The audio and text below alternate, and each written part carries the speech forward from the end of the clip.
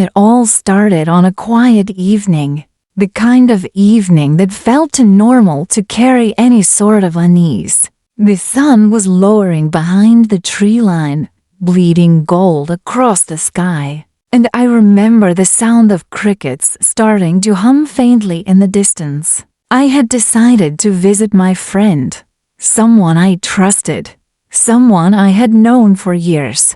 His house wasn't too far from the outskirts of the town, but it always had a strange air around it. Not because of the house itself, but because of the woods that wrapped around the property like a protective barrier. A thick cluster of trees that swallowed the road once you turned off the main highway. I still recall the crunch of gravel beneath my shoes when I stepped out of the car.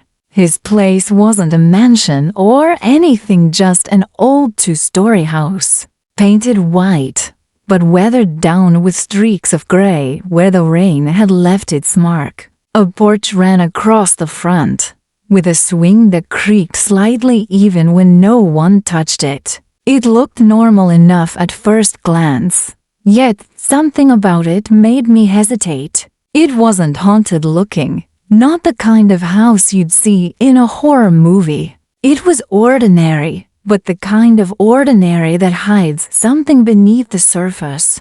I rang the doorbell. The sound echoed inside, hollow and distant. And for a moment, there was no answer.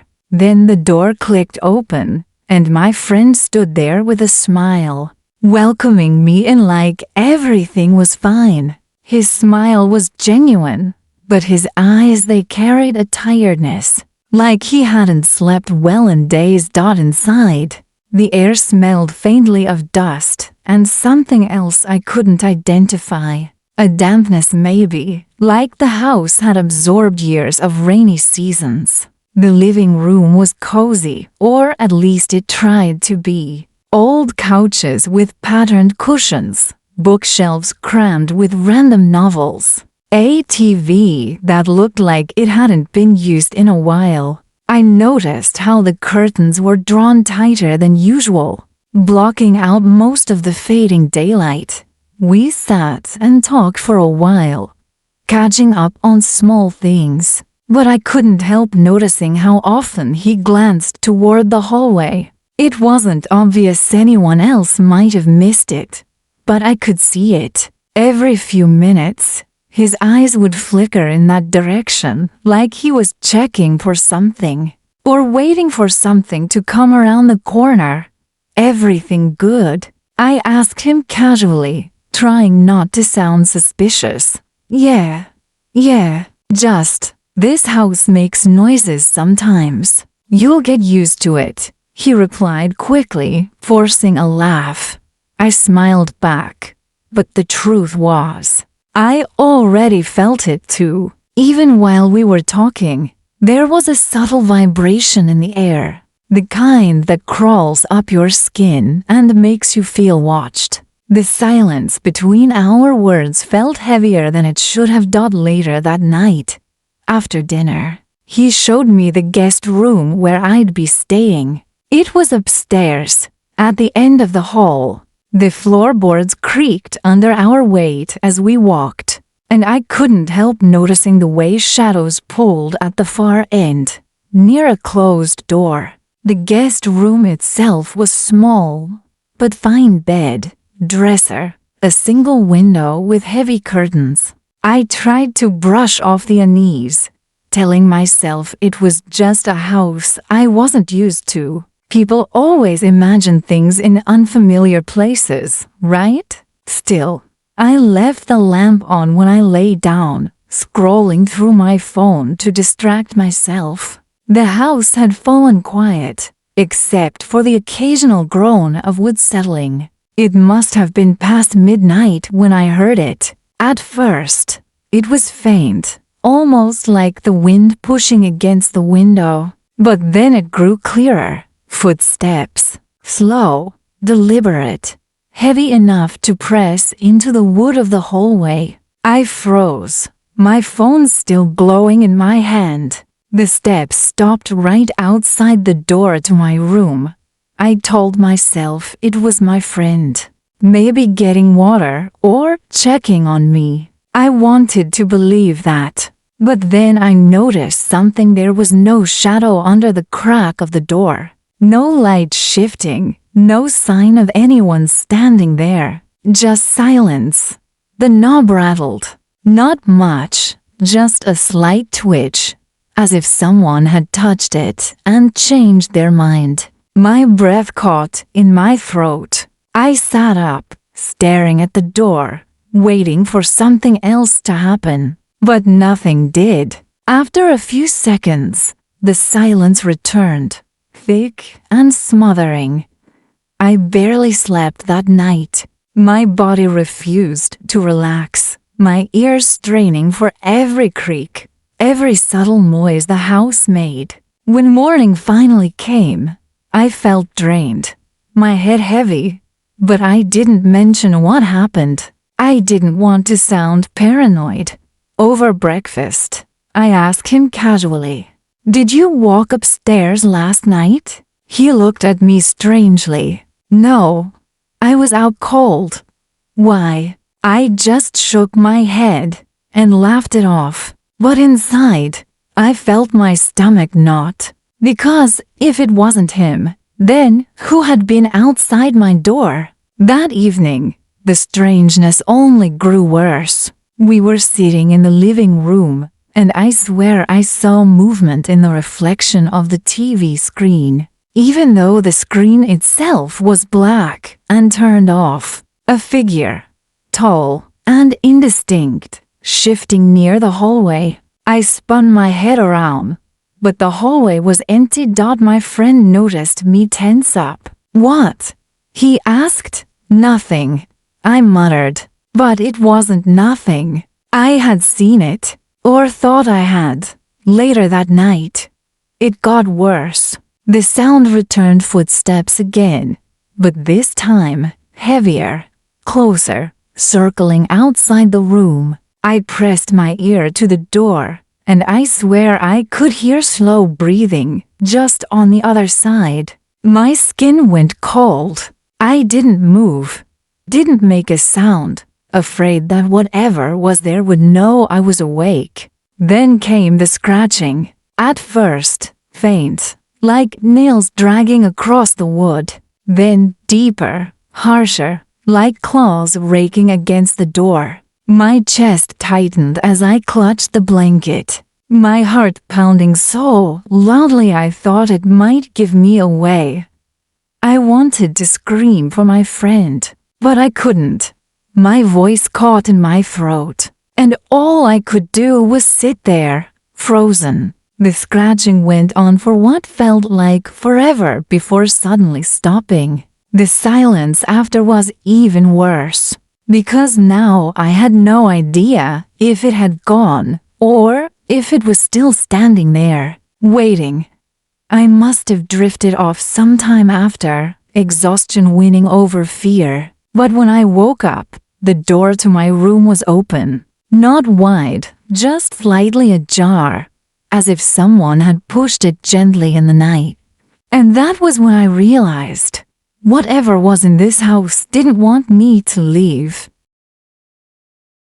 The second night felt different from the first. The sun had set earlier than I expected, leaving the woods outside cloaked in shadows before we had even finished dinner. The entire house seemed to grow quieter after dusk, as if it, too, was holding its breath, waiting for something. I tried to convince myself that the strange things I had heard the night before could be explained. Old houses creak, pipes groan. Sometimes the imagination plays tricks in the dark. But deep down, I already knew there was something else here. Something that couldn't be explained away so easily. After dinner, my friend and I sat in the living room again. He turned on the TV this time, flipping through channels, but his attention seemed distracted. Every so often, I caught him glancing toward the staircase, his face tightening slightly as though he was listening for something I couldn't hear. I asked him if everything was okay, and he nodded, though his smile looked forced. "You'll probably hear noises again tonight," he admitted after a long silence. "This house has always been strange at night. I don't even question it anymore." His words unsettled me more than if he had denied it. It meant he had experienced the same things, maybe even worse. The fact that he lived here and had chosen to stay despite it made me wonder how bad it really was. Around 11 p.m., we both decided to head upstairs. The house seemed colder that night, the air heavy as though the walls themselves were breathing. As I walked down the hall toward the guest room, I noticed once again the door near the end, the one that was always closed. Its surface was darker than the others, scratched faintly near the bottom like something had tried to claw its way out. I didn't remember seeing that detail before. Inside the guest room, I kept the lamp on again. I tried to scroll through my phone, but I couldn't concentrate. Every sound seemed amplified: the ticking of the clock, the faint creak of wood, the whistling of wind pressing against the window. Hours seemed to crawl by until the house finally grew completely still. That's when I heard it again, the footsteps. But this time, they didn't start far away and move closer. They began right outside my door. Slow, deliberate, pacing back and forth. My chest tightened as I stared at the door, watching the shadow under the crack shift slightly as something moved. I told myself it had to be my friend, but the rhythm of the steps didn't sound human. They were too heavy, too uneven, dragging slightly, as though whatever it was didn't quite know how to walk properly.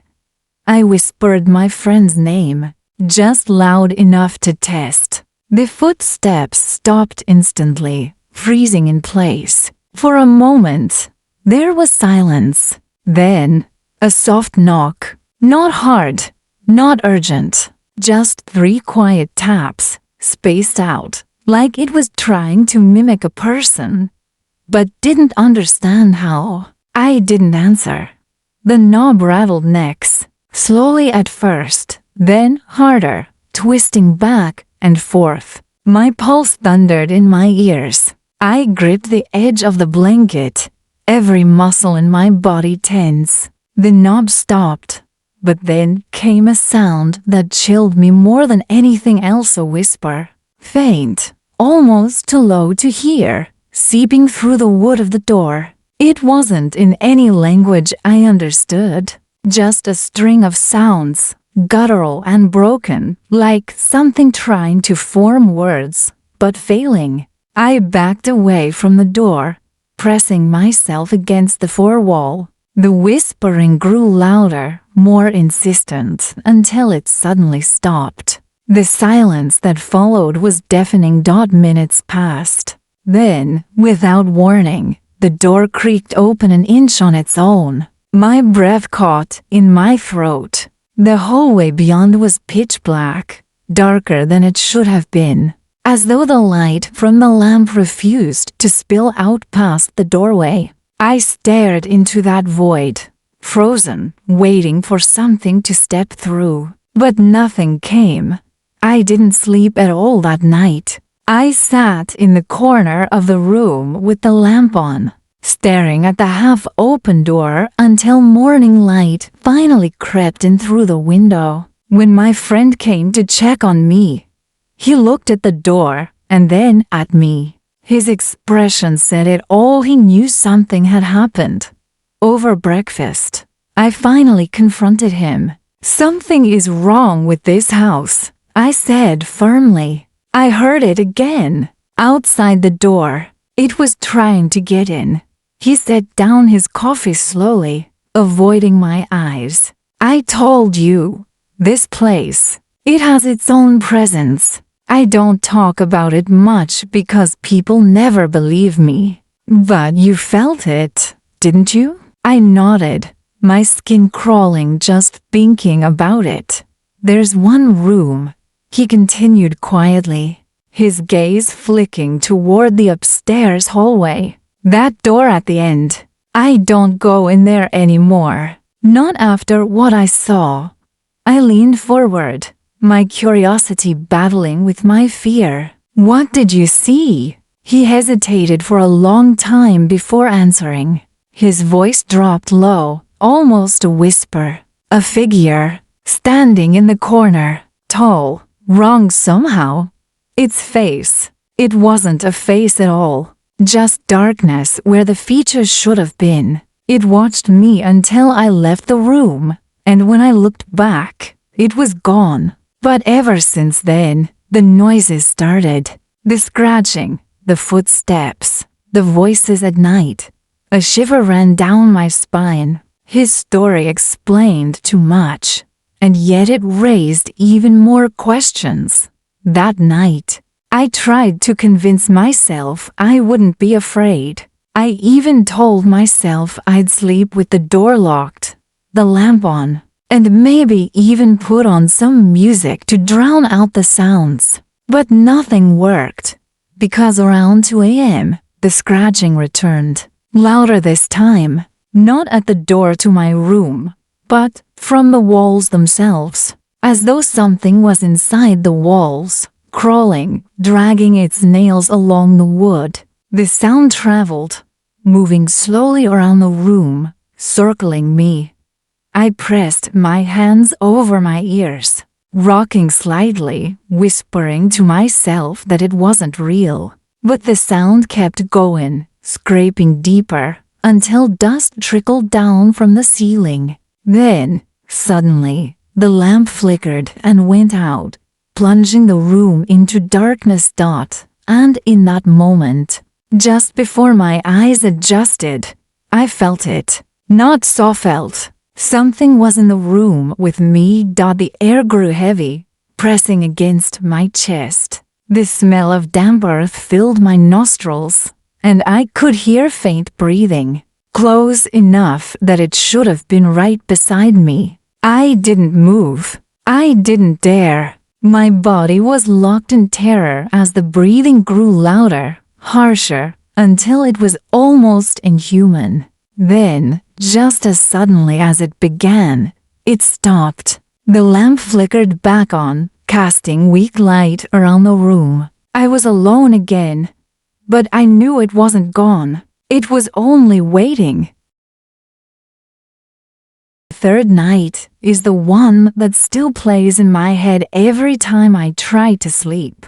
By then, I had already accepted that what I was experiencing wasn't just my imagination. The house was alive with something that didn't belong, something that wanted me to know I was not welcome. But what made that night unbearable wasn't just the noises or the shadows. It was how close it came to me. The day itself felt heavy, like the air inside the house had grown thicker. Even during daylight hours, the shadows seemed darker than they should have been, stretching unnaturally across the walls. My friend tried to keep things normal. We watched TV, ate lunch, even sat on the porch for a while, but neither of us could ignore the way the atmosphere seemed to press down on us. Birds avoided the trees around the house, and the woods were silent, too silent, as though even nature knew to keep its distance. That afternoon, curiosity got the better of me. I found myself standing at the end of the hallway, staring at that closed door, the one my friend had told me about. The scratches near the bottom seemed deeper in the daylight, fresh almost, as though whatever had made them hadn't stopped. I placed my hand on the doorknob and froze. The metal was ice cold, for colder than the rest of the house, and a faint vibration seemed to hum through it, like the faint echo of a heartbeat. I pulled my hand away quickly. My friend's voice startled me. He had come up behind me quietly. "Don't open it," he said firmly, his tone sharper than I had ever heard it before. "I mean it. That room doesn't belong to us anymore." I didn't ask questions after that. His eyes told me enough. He wasn't trying to scare me. He was warning me.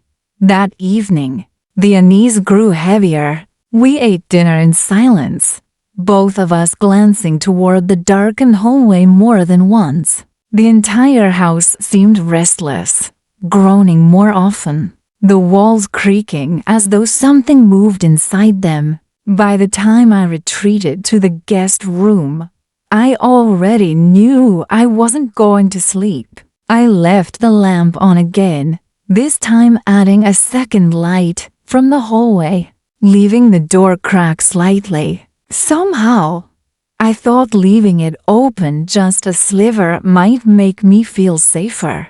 Like I could see what was coming before it got too close. But as the night deepened, I realized how wrong that decision was. It began with the footsteps again, slow, dragging, echoing across the hallway floorboards. But unlike before, they didn't stop outside my door. They moved past, back and forth, pacing the hall. I stared at the crack of light coming from the hallway, my heart hammering as a shadow suddenly blocked it. The shape was tall, too tall to be my friend, and it didn't move like a person. It lingered there, a silhouette framed by the faint glow, and then it bent down slowly, impossibly low, as though crouching to peer through the narrow opening of my door. I shoved the door shut instantly, twisting the lock with trembling hands. My breath came out in shallow gasps as silence fell again. I waited, listening, praying the shadow had gone. But then came the sound that made every hair on my body stand up. Laughter. It was faint, broken, almost childlike, echoing from the hallway just outside. It didn't sound joyful. It was warped, a cruel imitation of what laughter should be. My throat tightened, and I pressed myself against the far wall, every muscle in my body tense. Minutes passed like hours. The laughter faded, replaced once again by scratching. This time it wasn't at the door, it was inside the room. The sound came from the corner, low to the floor, like nails dragging against the baseboard. I turned my head slowly, my stomach lurching. There, in the corner, where the lamp's light didn't quite reach, the shadows seemed thicker, moving faintly, as though something crouched low, waiting. I couldn't see its face if it even had one, but I could see the outline, twisted and wrong, its limbs too long, its movements jerky like a puppet being pulled by invisible strings. I froze, too terrified to breathe, my eyes locked on the shifting darkness. It didn't move closer, but it didn't vanish either. It just stayed there, watching me. At some point, exhaustion mixed with fear dragged me into a half-conscious state. I don't remember closing my eyes, but when I opened them again, the room was different. The lamp was still on, but the air was darker, heavier, as though I had woken into another version of the house. The corner was empty, but the bed was not. I felt it before I saw it. The mattress dipped slightly, the faint weight of something settling beside me. My blood turned to ice as I turned my head, and there it was lying on the bed, its face inches from mine, or what should have been a face. It was featureless, smooth like wet clay, yet somehow its presence screamed at me, louder than any expression could. Its breath was cold against my skin, and I could hear it whispering again, those broken sounds, those guttural syllables that didn't belong to any language on earth.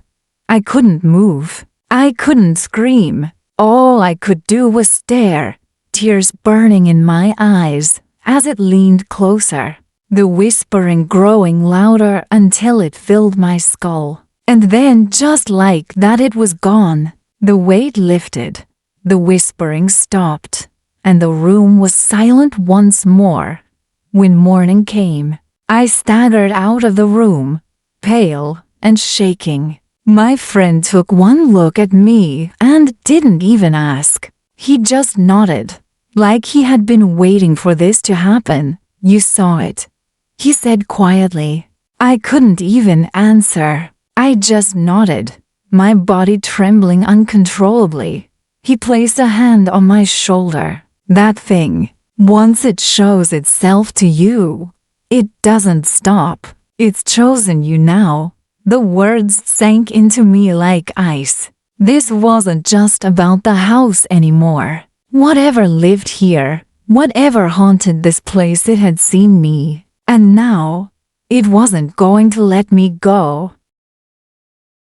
By the time the fourth night came, I was already broken down by exhaustion. My body felt heavy, my mind clouded, and even the smallest creak of the house sent a wave of dread through me. Sleep was impossible, but so was staying awake, and somewhere in between those two states, fear lived like a parasite feeding on me. My friend kept telling me not to leave yet, that if I ran, it might follow, but I couldn't understand why he still stayed in this house himself.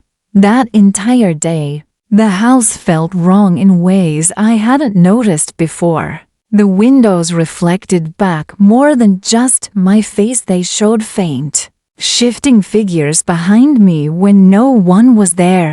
The mirrors were worse. I avoided them as best I could. But once, when I passed by the bathroom mirror, I caught sight of my reflection smiling even though I wasn't. My skin crawled, and I stumbled back. But when I looked again, it was just me, pale and hollow-eyed. By evening, the air itself seemed to hum. It was subtle at first, a low vibration that you could almost dismiss. But the longer I stayed in that house, the more I felt it in my chest, like a second heartbeat that wasn't mine. Even my friend looked worse, dark circles under his eyes, his hands trembling when he poured a glass of water. He barely spoke, and when he did, it was only to tell me, "Don't open the door at the end of the hall, no matter what." That night, I decided to try something different. Instead of waiting in the guest room, I sat on the couch downstairs, a blanket wrapped around me, determined to stay awake until morning. Maybe if I didn't sleep in the upstairs hallway, nothing would happen. Maybe if I stayed where there was more space, more light, I could make it through the night without losing my mind. At first, it almost worked. Midnight came and went. The house creaked and groaned, but nothing unusual happened. I even started to think maybe the presence upstairs was limited to that hallway, to that locked door. But around 2 a.m., the temperature dropped so suddenly that I could see my breath in the living room air. The silence was unbearable. No crickets outside, no wind in the trees, nothing. Then came the sound.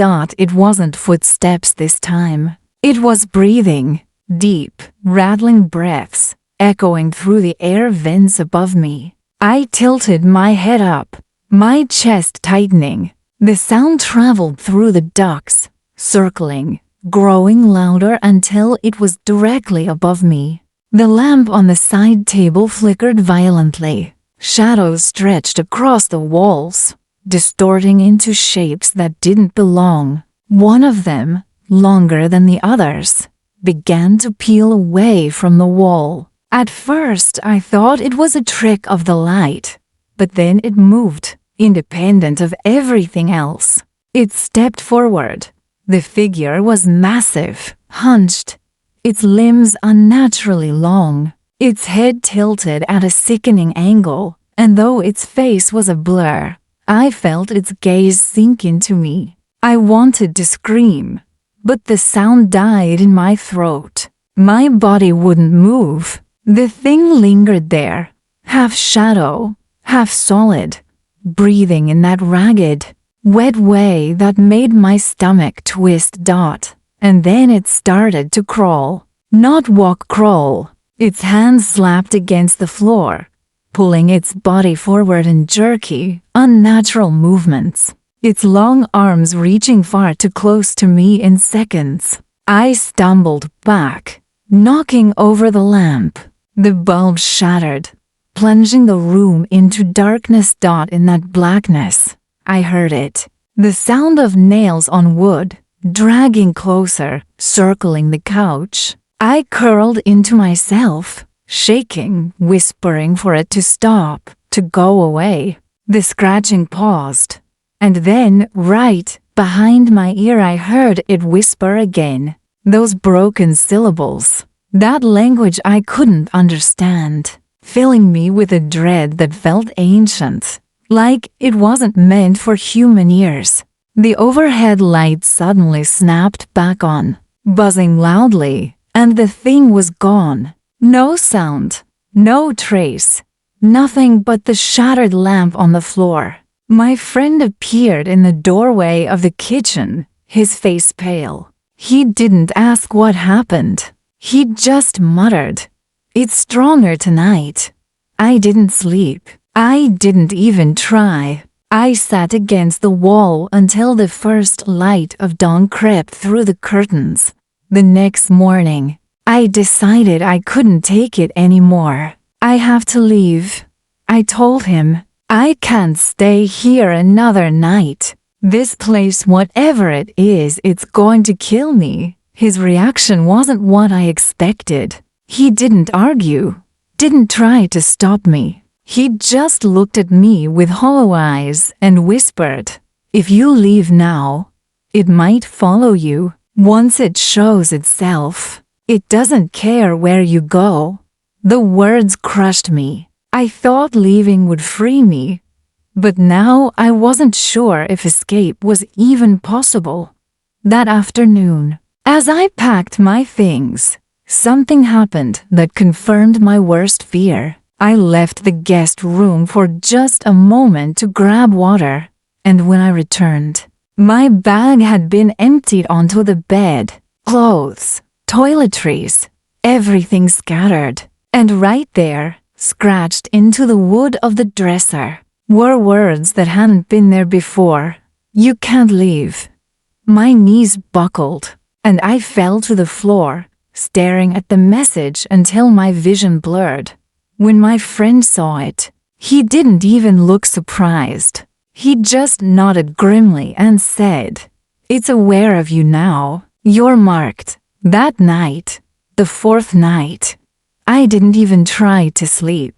I sat in the corner of the room with every light on, clutching my phone like it could protect me. The house groaned around me. The scratching returned, and from the locked door at the end of the hall came a sound I'll never forget: knocking. Not soft, not hesitant, violent, desperate pounding, shaking the walls as though something inside wanted out. And then, beneath the pounding, came voices. Not one voice, many, dozens, whispering, screaming, chanting in that same broken language, their tones overlapping until it became a single, horrific roar.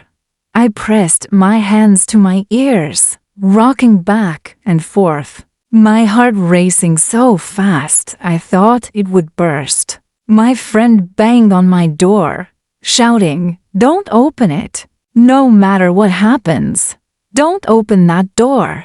But even as he screamed, I heard the knob of the locked room begin to twist, and I knew whatever was inside wasn't going to stay there much longer.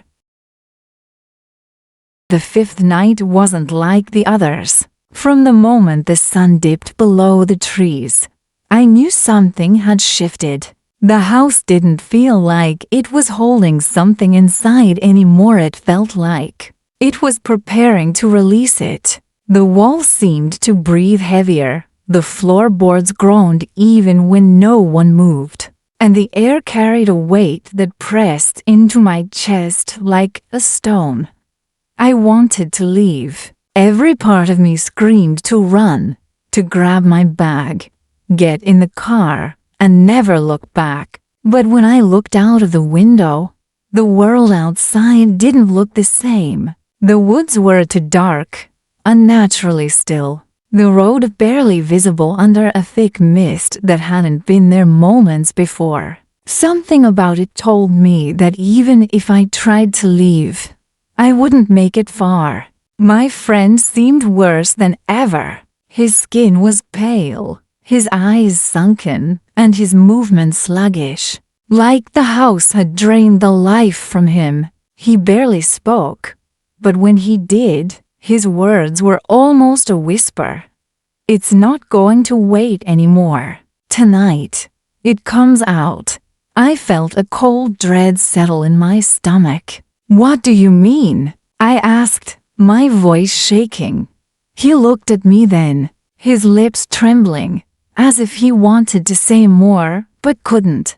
Finally, he muttered, "You'll see." We sat in silence for hours, the only light coming from a single lamp in the living room. Midnight crawled in like a shadow stretching across the walls, and the atmosphere thickened.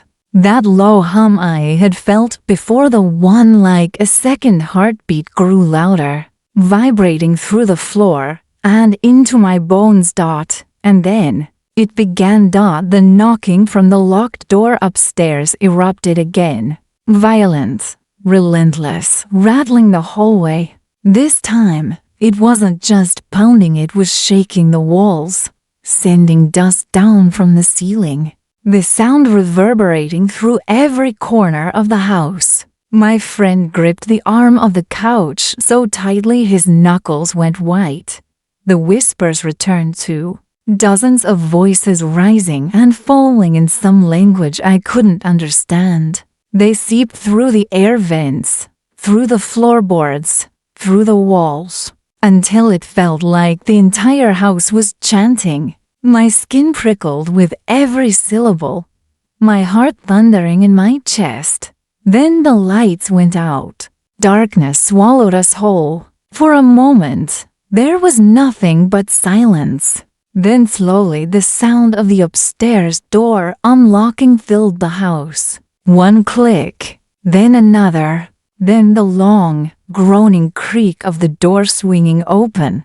I grabbed my phone, fumbling for its flashlight, but before I could even turn it on, something moved in the darkness. Heavy steps descended the stairs, slow but powerful, each one making the floor vibrate beneath us. My friend grabbed my arm, whispering, "Don't look at it."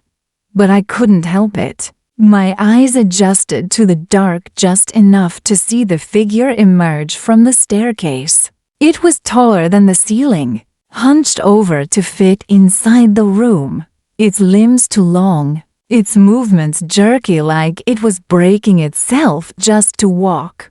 Its head tilted side to side, snapping at unnatural angles, and where its face should have been was nothing, just a void, darker than the rest of the room, a hole that seemed to suck in every trace of light. I froze, unable to breathe. My body screamed at me to move, but I was paralyzed. The creature stepped closer, its long arms dragging along the floor, claws carving grooves into the wood. The chanting grew louder, as though the house itself was encouraging it. My friend shouted, "Don't let it touch you." His voice cracked with terror, but he didn't move either. The thing stopped just a few feet away. I could feel the cold radiating off of it, seeping into my skin, my blood. Then, slowly, it lifted one arm and pointed directly at me. The room went deathly silent. For a moment, Everything stopped. No chanting, no creaking, no breathing, but my own ragged gasps. And then the screaming began, not from me, from the walls, the floors, the entire house. A chorus of voices shrieked in agony, overlapping, deafening, as though the house itself was being torn apart. The creature lunged forward, impossibly fast, and I stumbled back, crashing into the wall. Its claws landed into the spot where I had been standing just seconds before, splintering wood, leaving deep, jagged marks. I bolted toward the kitchen, my friend right behind me. The creature's movements shook the entire house, its limbs scraping walls, shattering furniture as it followed. Every step was like thunder, every screech like nails inside my skull. We ducked into the kitchen, slamming the door shut behind us. But the pounding resumed instantly, rattling the hinges. My friend grabbed me by the shoulders, his eyes wide with panic. We can't run from it. It's already inside us. The more we resist, the stronger it gets.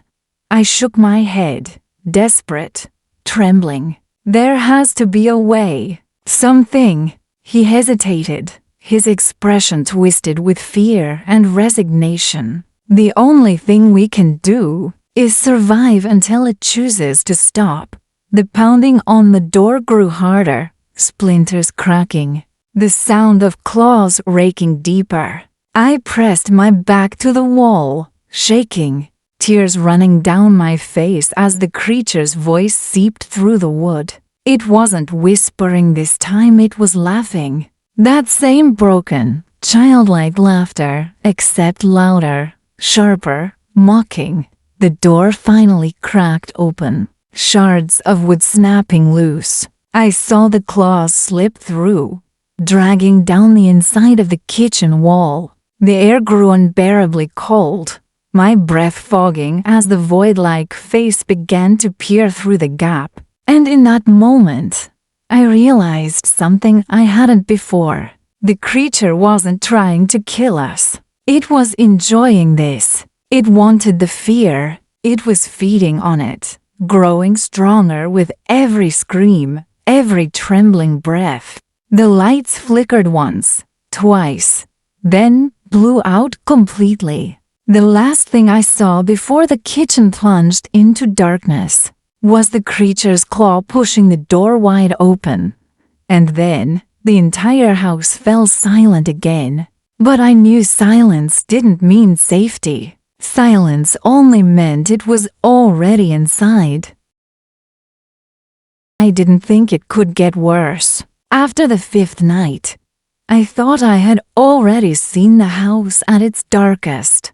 Already felt the deepest edge of terror it could carve into me. But the sixth night proved me wrong. The house had only been toying with me before dragging me closer, night after night, until there was no escape left. On that night, I finally understood what it wanted. The day leading into it was unbearable. The moment the sun rose, I could feel it. The air was heavy, like it was soaked with something invisible, pressing against my skin. Even the light coming through the windows didn't feel like real daylight. It was muted, pale, as if the sun itself didn't want to reach this place. I tried to distract myself, tried to stay near my friend, but he was barely holding himself together. His hands shook constantly. He stared at the floor most of the time, muttering things under his breath that I couldn't make out. Around noon, I finally grabbed him by the arm. "Tell me the truth," I said. "What is this thing? Why is it here? Why does it want us?"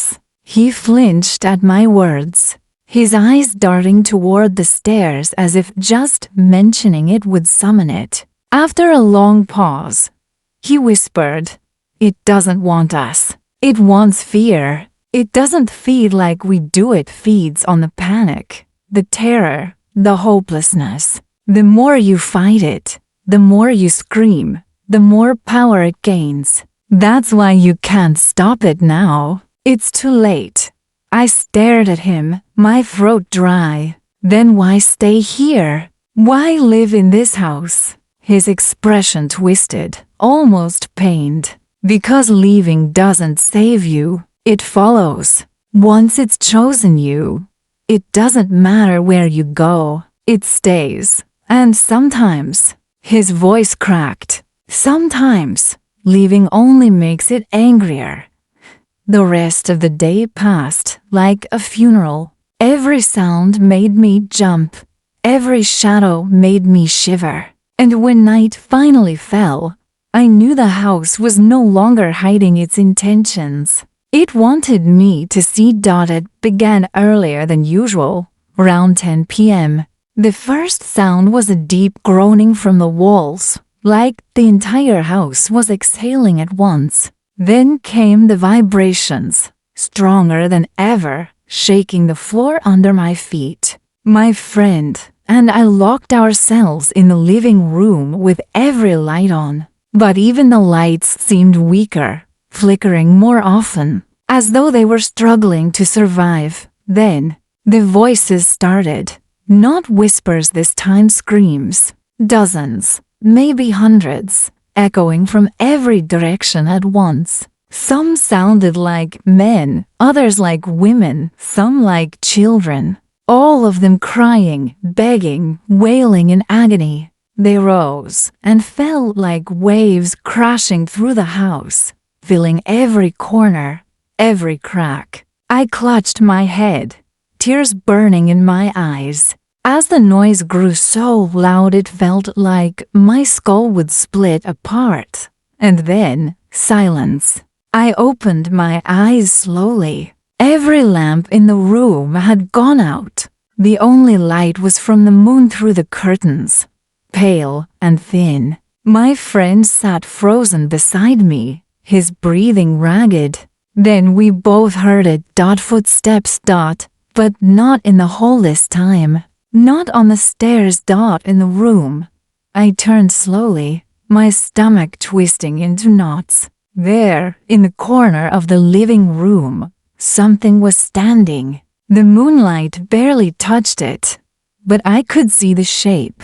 Its limbs dragged against the floor, its head tilted unnaturally, and its body twitched in jagged motions, like every movement was tearing it apart and stitching it back together again. It began to crawl toward us.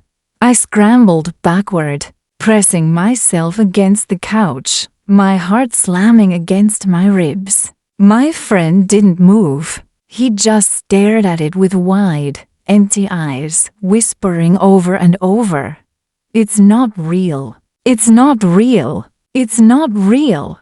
But it was. The thing reached the edge of the couch, its claws scraping across the wood, leaving deep gouges. Then it leaned forward, closer and closer, until its faceless head was inches from mine. The void where its face should have been pulsed, like a black hole swallowing every shred of light around it. And then it spoke. Not the broken language, not the laughter, not the whispers, but clear, sharp words in a voice that was not human. "You can't leave," I screamed, shoving myself away. But its claw shot out and grabbed my arm. The cold was unbearable, like ice burning into my skin, spreading through my veins. My vision blurred, my ears filled with static, and for a moment, I thought I was being pulled out of my own body. My friend tackled me, breaking its grip, dragging me across the floor. We stumbled into the hallway, slamming the door behind us. But the pounding came instantly, shaking the frame, splinters flying. We ran up the stairs, desperate. But halfway up, the entire house groaned and the lights exploded, every bulb bursting at once. plunging everything into total blackness. The pounding stopped. Silence. I froze, gripping the railing, my breath sharp and shallow. Then, from upstairs, from the locked room at the end of the hall, came a sound that shattered me. The door opened. Not slowly, violently. It slammed against the wall with a force that rattled the floorboards. From the darkness of that room, shapes began to spill out. Not one, many. Shadows twisting and crawling, some tall, some small, some dragging themselves across the floor like broken bodies. They poured into the hallway, jerking, convulsing, their faceless heads all turning toward me at once. I grabbed my friend's arm. "We have to get out!" I screamed. But when I looked at him, his eyes weren't his anymore. They were black, empty, just like the thing. And in that moment, I realized I wasn't trapped in the house. I was trapped in its world. I thought the sixth night had already destroyed me, but the seventh was the end. Not just of the haunting, not just of the house, but of who I was before it all began. That night, the truth didn't hide anymore. It came crawling straight out of the dark, and there was no turning away. After I saw my friend's eyes turn black, I froze. For a moment, I couldn't breathe. He was right in front of me, his mouth moving, but the words weren't his. His lips twisted, opening far too wide, and a guttural sound poured out of him, low, broken, vibrating through the floorboards. His face flickered between his own and something else, like the shadows were peeling his skin away and wearing it like a mask. I stumbled backward, my hand scraping against the wall, desperate to keep my balance. Behind him, the hallway was filling with those shapes spilling out of the upstairs room. Dozens of them, maybe more. They didn't walk like humans. They twitched, jerked, dragged themselves forward in impossible angles, their faceless heads always locked on me. I bolted down the stairs, the shadows chasing, my friend's distorted body stumbling after me. Every step shook the house like an earthquake, plaster crumbling from the ceiling, the walls moaning as if alive. By the time I reached the bottom, the front door was already swinging open on its own, creaking wide as though it were offering me an escape. But when I ran for it, I saw what was outside. It wasn't the street. It wasn't the yard. It wasn't even the world I knew. Instead, beyond the doorway stretched an endless void, black, pulsing, rippling like water, but deeper, emptier than anything I had ever seen. And far, far in the distance, barely visible, there were things moving in that darkness, shapes larger than buildings, their limbs like towers, twisting and writhing as they turned their faceless heads toward me. I staggered back, horrified, realizing the truth. The house wasn't a place. It was a gateway, a wound in reality, and now it was opening wider. The shadows reached the bottom of the stairs. They spread across the living room like liquid darkness, pulling themselves closer, their arms stretching, claws digging into the wood as if they were dragging the void itself behind them. My friend, if it was even him anymore, moved faster than the rest. His body snapped and cracked, bones breaking and reshaping with every step, until he wasn't even recognizable as human. I screamed his name. For a second, his face flickered back. Just for a second. His eyes cleared, filled with tears. He whispered, "Run." Then the blackness swallowed him completely. I ran for the kitchen instead of the door. My hands shook violently as I grabbed for anything I could use: knives, broken wood, anything to fight. But every time I picked something up, it bent, cracked, or dissolved in my grip like it wasn't real anymore. The house was breaking reality apart, stripping away what I thought I could trust. Then, the lights came back on. Every single bulb in the house blazed at once, flooding the rooms with an unnatural, blinding glow. I fell to my knees, covering my eyes. The shadows screamed, their voices like metal tearing in half, shrieking in unison. I thought the light would burn them away, save me somehow, but it didn't. The light wasn't saving me. It was showing me everything. The walls melted away, the ceiling peeled back, and suddenly I wasn't in the house anymore. I was standing in an infinite corridor, stretching endlessly in both directions. Every wall was lined with doors, thousands of them, each one shaking violently as something on the other side tried to claw its way out. Some doors cracked open and I caught glimpses of places, other houses, forests, cities, deserts, each one scarred by the same darkness.